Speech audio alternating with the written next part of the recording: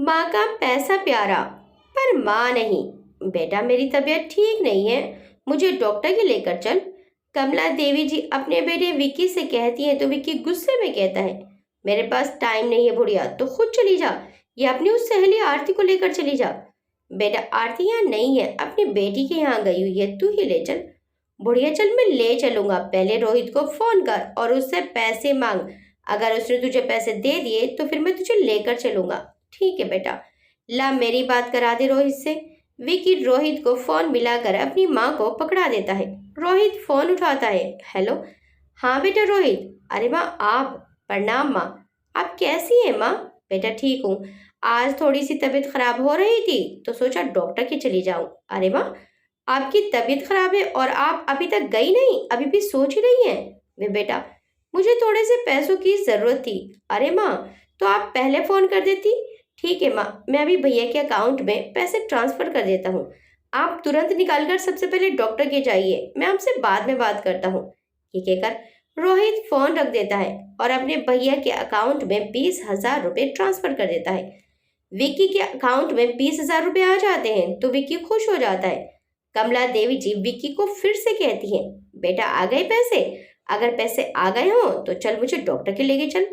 पैसे तो आ गए हैं लेकिन अभी नहीं लेकर जाऊंगा, थोड़ी देर बाद लेकर जाऊंगा।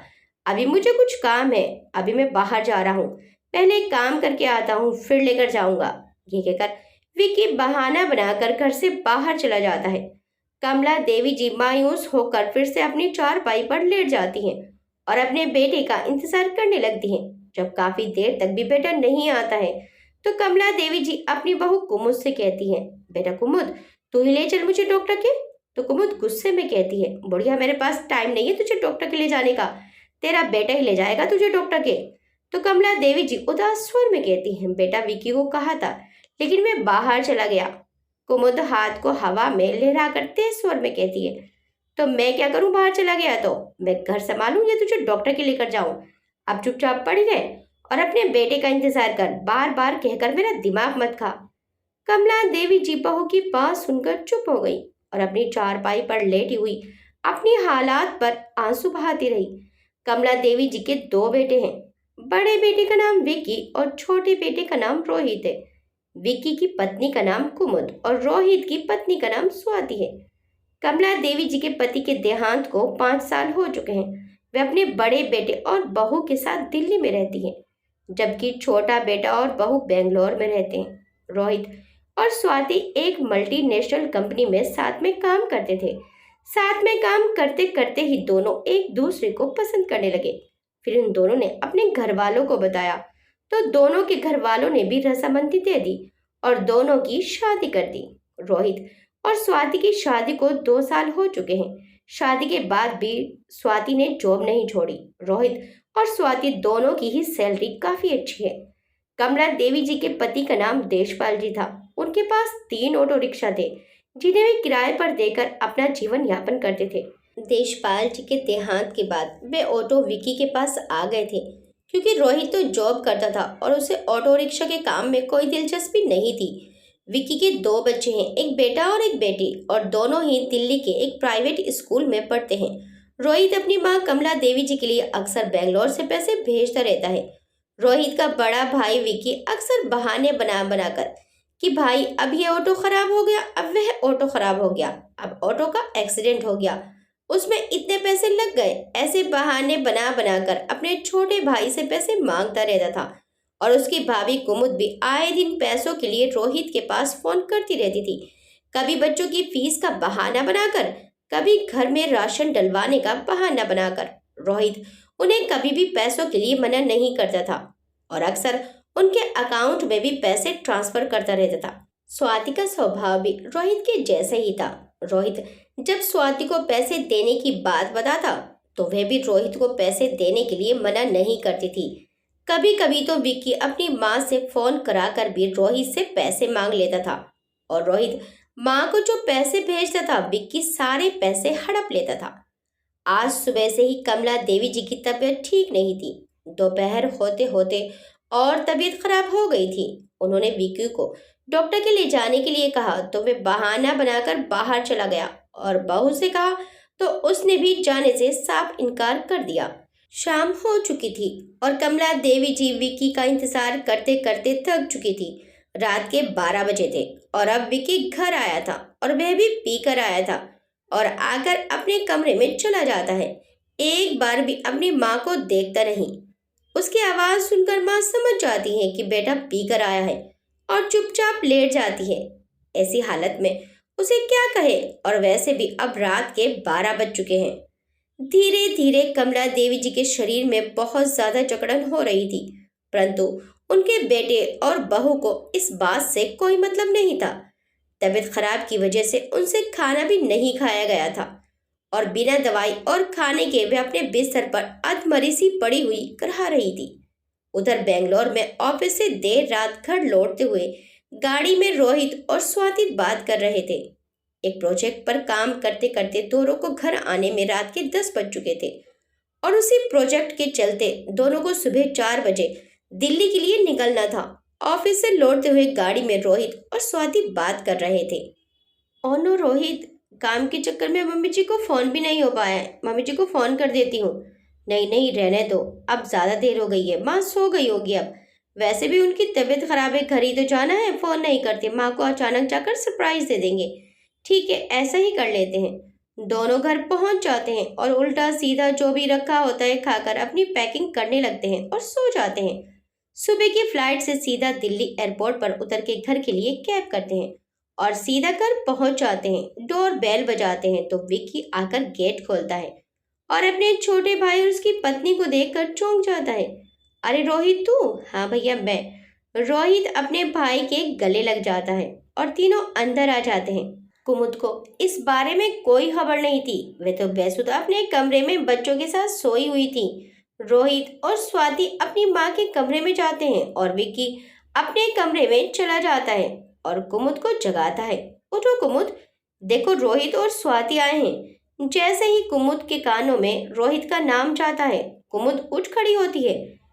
क्या बात कर रहे हैं आप? सुबह सुबह रोहित अचानक कैसे आ धमका? कुमुद बिखरे बालों में अचंभे भरे लहजे में बोलती है तो विक्की भी विचार पूर्वक कहता है, यही तो मुझे भी समझ नहीं आ रहा है, अचानक कैसे आया है? हो सकता है कोई काम हो यहाँ। हाँ जी, काम से ही आए होंगे दोनों। दोनों अपने आप को सांत्वना देकर मन शांत कर लेते हैं। उधर रोहित और स्वाति माँ के कमरे में जाते हैं तो माँ सोई हुई थी। दोनों माँ के चरण स्पर्श करते हैं तो देखते हैं माँ का शरीर तो बुखार में तपा हुआ है और ना ही उनके पास किसी तरह का कोई इंतजाम है और ना ही दवाई वगैरह है। अरे माँ को तो बहुत तेज बुखार है, रोहित बेचैन होकर बोलता है। रोहित, यहाँ तो माँ के लिए किसी तरह का कोई इंतजाम नहीं है। स्वाति भी इधर उधर नजरें मार कर कहती है, भैया भैया। रोहित विक्की को तेज आवाज लगाता है तो माँ की आंख भी खुल जाती है। अरे मेरे बच्चे रोहित, कब आया तू? तूने तो पता भी नहीं दिया, माँ खुश होकर कहती है। तो रोहित कहता है, माँ आपको तो बहुत तेज बुखार है। माँ उठने की कोशिश करती है तो स्वाति और रोहित सहारा देकर उन्हें बैठाते हैं। हाँ बेटा, बस थोड़ा सा है, ये थोड़ा सा है। माँ, आप इतने तेज बुखार को थोड़ा सा बोल रही हैं? रोहित अपनी माँ से कहता है। फिर से अपने भाई को आवाज लगाता है, भैया भैया। हाँ हाँ, आया। विक्की और कुमुद भी माँ के कमरे में आ जाते हैं। भैया, माँ को इतना तेज बुखार है और आप लोगों को जरा भी परवाह नहीं है, और माँ के पास कोई दवाई भी नहीं है, ना ही कोई इंतजाम है। रोहित गुस्से में पूछता है तो विक्की कहता है, हाँ मैंने कुमुद को बोला था दवाई वगैरह माँ के पास ही रख दिया कर। इसने सुनकर अनसुनी कर दी। तभी माँ करहाने लगती है। रोहित और स्वाति माँ को सबसे पहले डॉक्टर के पास लेकर जाते हैं। माँ के चेकअप होने से पता चलता है कि उनके शरीर में अनेक बीमारियों ने जन्म ले रखा है और उन्हें कल से बुखार है। यह सुनते ही रोहित और स्वाति सन्न रह जाते हैं। वह माँ की सारी दवाइयाँ ले लेते हैं और माँ को घर ले आते हैं। उन्हें कमरे में लेटाकर सबसे पहले थोड़ा सा खाने को देते हैं, फिर दवाई देते हैं। उन्हें दवाई के नशे से नींद आ जाती है। फिर रोहित और स्वाति विक्की के कमरे में जाते हैं। विक्की बच्चों को ट्यूशन छोड़ने गया हुआ था और कुमुद आराम फरमा रही थी। भाभी, भैया कहाँ हैं? रोहित कमरे में जाते ही गुस्से में बोलता है तो कुमुद घबराकर खड़ी हो जाती है। वो हकलाती हुई बोलती है, बच्चों की छुट्टियां थी तो उन्हें ट्यूशन छोड़ने गए हैं। तभी विक्की भी आ जाता है और कहता है, क्या बात है रोहित, तू बड़ा गुस्से में लग रहा है। माँ को कल से बुखार है, क्या आप दोनों माँ को डॉक्टर के पास लेकर गए थे? रोहित गुस्से में पूछता है तो विक्की और कुमुद एक दूसरे को देखने लगते हैं। मैं आप दोनों से कुछ पूछ रहा हूँ, माँ को डॉक्टर के लेकर गए थे ये नहीं? अरे वो मैंने इसे कुमुद को कहा था कि मुझे टाइम नहीं है, तुम माँ को डॉक्टर के ले जा। अरे आपको तो टाइम ही नहीं होता है, क्या आप पहाड़ ढो रहे थे जो माँ को डॉक्टर के भी नहीं लेकर गए? मैं तो दिन भर इतना काम कर करके थक जाती हूँ। दोनों आपस में बहस करने लगे तो रोहित विक्की को जोरदार तमाचा जड़ देता है और स्वाति कुमुद को तमाचा जड़ देती है। फिर एक एक और तमाचा दोनों को जड़ देते हैं। तमाचे इतनी जोरदार थे कि तमाचे की आवाज कमरे में गूंज गई। हाय मम्मी, कुमुद के मुंह से निकलता है और वह अपने गाल को सहलाते हुए एक कोने में जा खड़ी होती है। विकी भी गाल पकड़े वहीं जाम हो जाता है। वे दोनों मुकाबला कर सकते थे किंतु नहीं कर सके क्योंकि रोहित और स्वाति के बदौलत ही उनका पालन पोषण हो रहा था। इसलिए चुपचाप पत्थर की मूर्ति बने खड़े हो गए। शर्म आनी चाहिए तुम लोगों को। अरे ऐसा व्यवहार तो दुश्मन भी अपने दुश्मन के साथ ना करे जो तुम लोग अपनी माँ के साथ कर रहे हो। रोहित गुस्से में बोलता है, अपनी देवी समान सास की सेवा करने की बजाय उन्हें जीते जी मार रही हैं आप। स्वाति भी गुस्से में अपनी जिठानी को बोलती है, हम जो इतनी रकम तुम्हें भेजते हैं वो सब कहाँ जाती है? कल भी मैंने माँ के लिए पैसे भेजे थे, कहाँ हैं वे पैसे? जो भी मैं पैसे भेजता हूँ उनमें से 2 पैसे भी माँ के लिए तुम लोगों के पास नहीं है। तुम लोग माँ और बच्चों का बहाना बनाकर हमें लूटते रहे हो। माँ के लिए ही तो हम इतनी रकम भेजते हैं, वो सब हजम कर जाते हो तुम लोग। रोहित और स्वाति विक्की और कुमुद को खूब खरी खोटी सुनाते हैं। दोनों मुंह लटकाए सुनते रहते हैं। फिर रोहित और स्वाति नीचे माँ के कमरे में चले जाते हैं। रोहित स्वाति को कहता है, स्वाति तुम माँ के पास इनकी सेवा करो, जो भी मांगे तुरंत दे देना। प्रोजेक्ट का काम मैं कराता हूँ। अगर आज ही काम हो गया तो हम कल निकल जाएंगे, नहीं तो परसों चले जाएंगे।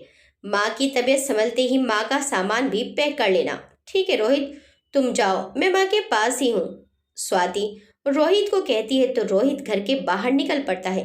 रोहित को प्रोजेक्ट का काम करते करते 3 बज जाते हैं। स्वाति माँ के लिए खिचड़ी बनाती है क्योंकि डॉक्टर ने बोला था। बनाकर अपने हाथों से उन्हें खिलाती है, फल खिलाती है, दवाई खिलाती है, उनकी खूब अच्छी देखभाल करती है। माँ भी अपनी बहू के साथ बहुत खुश होती हैं और एक दिन में ही काफी हद तक अच्छी हो जाती हैं। विक्की और कुमुद स्वाति को देख देख कर जलते भुनते रहे। स्वाति ने कुमुद से अपने लिए आलू भरता, पूरी, रायता, खीर और माँ जी के कमरे में मंगाकर मजे मजे से खाया। माँ जी से पूछा, माँ जी आपका मन है कुछ खाने का? तो माँ ने मना कर दिया। रोहित को काम करते करते अब शाम हो गई थी। स्वाति ने अपने ऑफिस के किस्से सुना सुना कर समा बांधा हुआ था। माँ जी को किस्से सुना सुना कर खूब हंसा रही थी और कुमुद को डिनर का ऑर्डर दे दिया था। कुमुद नाक मुंह बनाए हुए पैर पटकते हुए काम करती रही और विकी को अपने साथ काम में लगा लिया। बच्चे भी स्वाति के पास आकर उसके साथ हंसी खेल करने लगे। माँ जी का पूरा मन लगा हुआ था जिसके कारण वे रात तक बहुत अच्छी हो गई थी। रोहित को घर आते आते अब 8 बज चुके थे। रोहित घर में आया तो अपनी माँ को हंसते हुए देखा तो उसके चेहरे को मुस्कान ने छू लिया। अपनी माँ के पास आया और तबीयत पूछी तो माँ बोली, देख मैं तो भली चंगी हो गई हूँ तेरे और स्वाति के आने से। मेरी बच्ची ने मेरा बहुत ख्याल रखा, पूरा दिन एक पैर पे खड़ी रही और ऊपर से अपने ऑफिस के किस्से सुना सुना कर मेरा खूब मनोरंजन किया। बहुत अच्छी है मेरी बहू, मेरी चंदा, माँ ने उसे गले लगाते हुए कहा। आप भी तो वर्ल्ड की बेस्ट मॉम एंड सासू मॉम है। हाँ रोहित, क्या रहा, काम हुआ या अभी रह गया है? स्वाति ने रोहित की ओर देखते हुए पूछा तो रोहित ने कहा, काम तो पूरा हो गया है, लेकिन यार स्वाति मैं बहुत थक गया हूँ। इस प्रोजेक्ट के चक्कर में मुझे न जाने कितने धक्के खाने पड़ गए हैं। मैं सोच रहा हूँ कल यहीं घर में आराम करते हैं, परसों आराम से निकलते हैं। हाँ ठीक है रोहित, कल यही मजे करते हैं, फिर तो न जाने कब आना होगा। हाँ मेरे बच्चों खूब मजे करो, माँ ने भी हंसते हुए कहा। भाभी जरा खाना तैयार हो तो माँ के कमरे में ही ले आओ, हम यही खाएंगे, स्वाति ने आवाज लगाते हुए कुमुद को कहा। आवाज सुनते ही कुमुद तिलमिला उठी, परंतु कुछ बोल नहीं सकती थी, ये सोचकर कि नहीं तो ये लोग हमें पैसे नहीं देंगे। भैया जरा कोल्ड ड्रिंक ले आना। रोहित ने भी विक्की को आवाज लगाकर कहा। तो विक्की ने बोला कि कोल्ड ड्रिंक तो खत्म हो गई, तो जाओ जल्दी लेकर आओ, फिर देर किस बात की है। रोहित ने विक्की को मार्केट भेज दिया। कुमुद ने माँ के कमरे में खाना लगाया और विक्की भी कोल्ड ड्रिंक ले आया। स्वाति, रोहित और बच्चों ने मिलकर अच्छे से खाना खाया। माँ के लिए स्वाति ने खुद दाल रोटी बनाई थी। माँ ने दाल रोटी खाई। फिर कुछ समय पश्चात रोहित ने कुमुद को चाय के लिए बोला, तो कुमुद सबके लिए चाय बनाकर लाई और मुंह बनाकर अपने कमरे में जा लेटी। और विक्की भी अपने कमरे में लेट गया। बच्चे भी आकर सो गए। फिर स्वाति, रोहित और माँ भी बातें करते करते सो गए। अगले दिन घर में रहकर रोहित और स्वाति ने कुमुद और विक्की से खूब काम कराए। वह भी पैर पटकते हुए इसलिए करते रहे ताकि ये हमारी रकम भेजते रहे, किंतु उन्हें अभी तक ये मालूम नहीं था कि वे माँ जी को अपने साथ लेकर जा रहे हैं। जब रोहित और स्वाति के जाने का वक्त आया और वे माँ को अपने साथ लेकर जाने लगे, तो विक्की और कुमुद को दिल का दौरा पड़ने को हो गया। वे घबरा गए। उन्होंने माँ को ना ले जाने के लिए बोला, क्योंकि माँ का नाम लेकर ही वे रोहित और स्वाति से आज तक रुपये हड़पते आए हैं। माँ जी तो उनके लिए एटीएम कार्ड समान थी, इसलिए वे खूब आग्रह करने लगे कि माँ को लेकर मत जाओ, किंतु उनकी कौन सुनने वाला था। वे दोनों अपनी माँ को अपने साथ बेंगलोर ले गए। बेंगलोर ले जाकर उन्होंने माँ के लिए एक फुल अटेंडेंट रख ली। विक्की और कुमुद अपने किए पर पछताने लगे कि अगर हम माँ की थोड़ी सी भी देखभाल कर लेते तो आज ही दिन देखना ना पड़ता। विक्की को मजबूरन एक ऑटो खुद चलाना पड़ा, क्योंकि वे अपने भाई से पैसे मांग मांग कर ऐश करता था और ऑटो को किराए पर देने के अलावा और कोई काम नहीं करता था। वे इतना शिक्षित भी नहीं था कि जो उसे अच्छी नौकरी मिल सके। पैसों की कमी के कारण अब विक्की और कुमुद में बहुत झगड़ा होने लगा था। दोनों एक दूसरे पर इल्जाम थोपते रहते थे। उधर बेंगलोर में माँ अपने छोटे बेटे और बहू के साथ बहुत खुश है और भगवान का लाख लाख शुक्र अदा करती रहती है। अपने बड़े बुजुर्गों को हमेशा बहुत प्यार दीजिए। जितना प्यार हम अपने बड़े बुजुर्गों को देंगे, उससे लौटकर दुगना ही आएगा। पता नहीं कितना साथ है आपका आपके बुजुर्गों के साथ। जितना भी समय वे आपके साथ हैं, उनके साथ प्यार से रहिए। जब हमारे बुजुर्ग हमारा साथ छोड़कर चले जाते हैं तो उनकी बहुत याद आती है। हमारा घर खाली और जिंदगी वीरान हो जाती है। आपको ये कहानी कैसी लगी हमें कमेंट करके ज़रूर बताइएगा। वीडियो अच्छी लगी तो वीडियो को लाइक, शेयर, सब्सक्राइब करना मत भूलिएगा। मिलते हैं नेक्स्ट टाइम एक अच्छी सी कहानी के साथ। Till then bye bye.